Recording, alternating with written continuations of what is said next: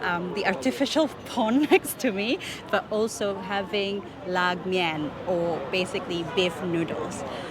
Thank you so much for watching today's episode. I hope you enjoyed this glimpse into the Silk Road history in Uzbekistan, from Samarkand, taking the train into Bukhara. And yeah, let me know what you think down in the comment section below. Would you actually travel to any countries in Central Asia region?